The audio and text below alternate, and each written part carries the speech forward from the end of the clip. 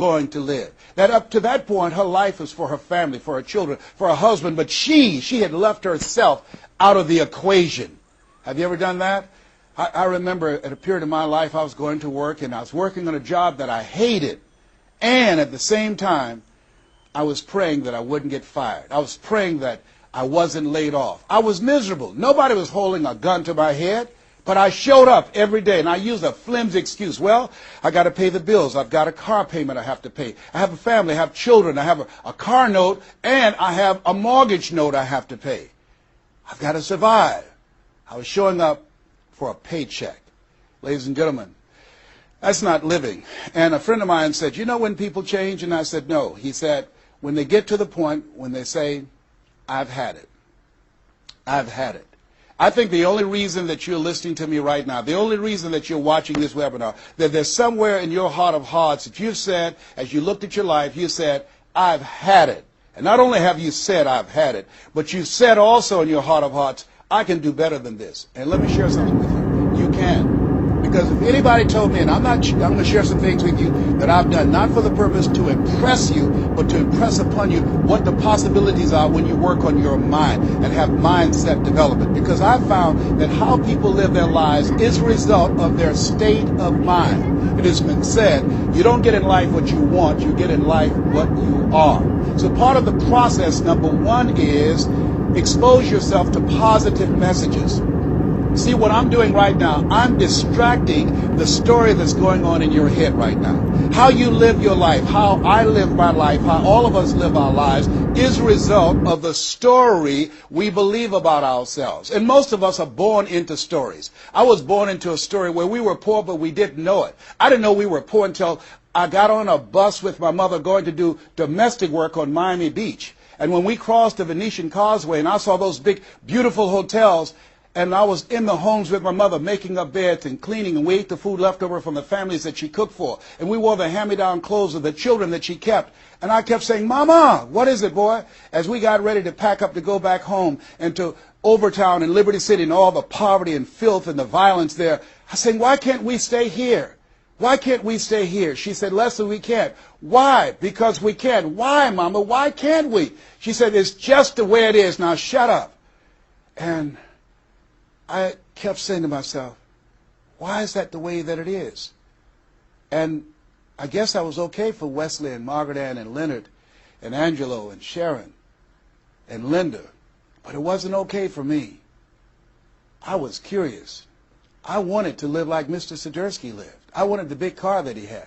I wanted that big home that he had. We lived in a 2-bedroom apartment. It was 7 of us, plus Mama.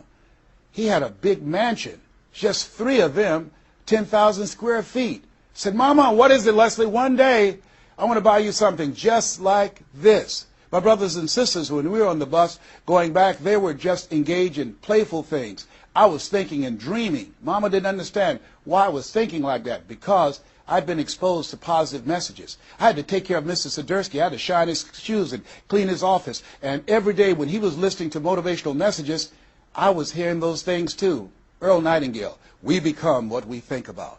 All of us are self-made, but only the successful will admit it. In order to be successful, you must be willing to do the things today others won't do in order to have the things tomorrow others won't have. Your mind is a machine. You must program yourself for success. Wow. When I heard those words, I said, wait a minute. I can program my mind for success. I can program my mind for wealth. You can too. Trust me. I've earned over $55 million in the last 28 years. Anybody told me that I would be doing what I'm doing right now? I spoke recently in Sweden. They paid me 40,000 euro for an hour speech. I had no idea that this Les Brown that you now see had the ability to do that. I used to work for the Miami Sanitation Department as a garbage collector. I used to be a janitor. I used to do door-to-door sales. I used to work for Sears in Miami on Biscayne Boulevard. I had no idea this Les Brown that you now see had the ability one day to give lectures at Harvard or Yale or Dartmouth University. I had no idea that this Les Brown existed. I don't tell you that to impress you, but to impress upon you. There is more in you. Simba, there's more in you than you have been expressing. All of us have seen Lion King, some great symbols in there. And I say to you, there's more in you right now than's represented in your bank account. There's more in you right now that's being reflected by your life right now. Your life is not a true reflection of your potential. You have greatness within you. You have the ability to do more than you can ever begin to imagine. There's a reason that my favorite book says, as a man thinketh, so is he. And as he continues to think, so he remains. In order for us to begin to break into that level of greatness that we have within ourselves, you have to make a conscious choice every day to expose your mind to positive messages. So I put myself on a regimen. I do this every day, and I suggest that you do it. Write this down. Number one, listen to motivational messages every day. If you have Choosing Your Future, a set of tapes, the CDs that we produce, or Creating Your Greatest Life, I guarantee you, if you do what I'm sharing with you right now, for 6 straight months, every day, your life will never be the same again. I guarantee it 100%. You listen every day for 1 hour to Creating Your Greatest Life, any of those messages, because faith comes by hearing and hearing and hearing. What it will begin to do is interrupt the story in your mind. It will override the story that you believe about yourself. It will distract all the negative thoughts that you have that's holding you back, that held me back for 14 years. When I used to go see the #1 motivational speaker on the planet, Zig Ziglar and Tony Robbins, and my heart said, I can do that. I love to help people. I'm just like my mother. And then my mind would ask how. And I went from my heart to my mind. And my mind would say, Les Brown, you don't have a college education. Les Brown, you've never worked for a major corporation. Les Brown, you were labeled educable mental retarded. They call you DT, the dumb twin. You're not as smart as your brother. Have you ever thought about something you wanted to do and you convinced yourself that you couldn't do it? See, sometimes we need to have some external voices. And so by listening to motivational messages, that began to override the negative thoughts that I had about myself in my mind. And it gave me a new story and empowered me and gave me a vision of myself beyond my circumstances and mental conditioning and started me to writing a new chapter in my life. And so now, money will never be another issue for me.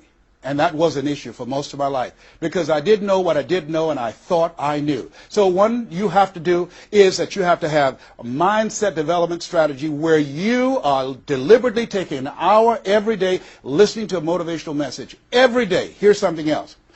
Read 10 to 15 pages of something positive every day. Why? And read it with conviction and stay focused. 10 to 15 pages every day. This is 7 days a week? Absolutely. Absolutely. Every day. McDonald's know that you know where they are. Burger King know that you know where they are. But every day they have some advertising. They have billboards. They have radio. They have television. Why? Because by exposing you to those messages, that will begin to impact your behavior. And it will drive you into the place to purchase what they're advertising. Now you're advertising for your greatness. And faith comes by hearing and hearing and hearing and hearing. So you want to listen to positive messages every day. You do this, I'm telling you, your life will never be the same again. And read 10 to 15 pages of something positive every day. I read 2 to 3 books a week. Why? Because I have goals and dreams of things I want to achieve. I want my life to count. I want to make a greater impact. At this stage of my life, I'm working on my children's education. A good man leaves a legacy for his children's children. So I'm working on their education at this point in my life.